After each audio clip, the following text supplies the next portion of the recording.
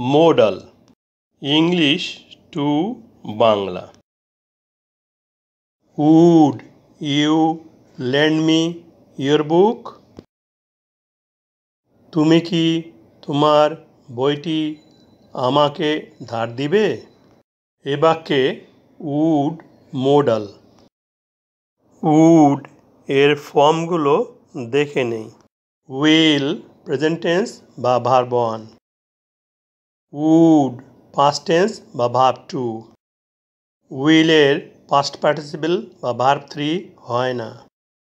ভার্বের will এর past tense would এবং modal would এক নহে।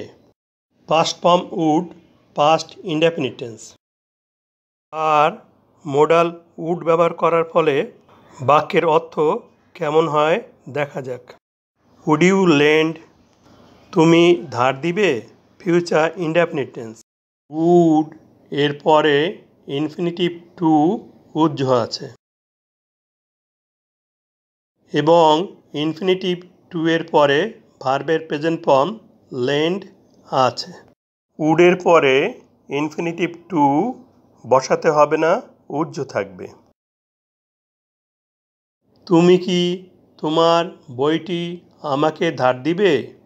এ বাক্যে একটি ভদ্রাচিত অনুরোধ করা হয়েছে। ভদ্রাচিত অনুরোধ বা পোলাইট রিকোয়েস্ট বোঝাতে মোডাল হিসাবে উড ব্যবহার করা হয়। Would you like coffee or tea? তুমি কফি না চা পছন্দ করবে? এ বাক্যে উড মোডাল।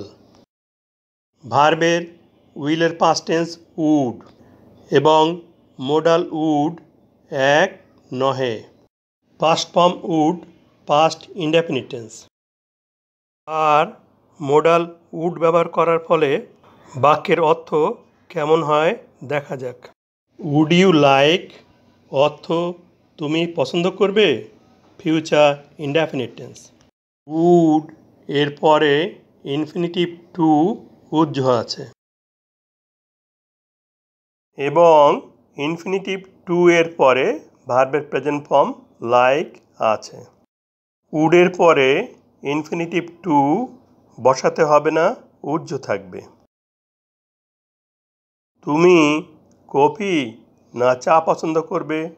এটি একটি ভদ্রাচিত অনুরোধ।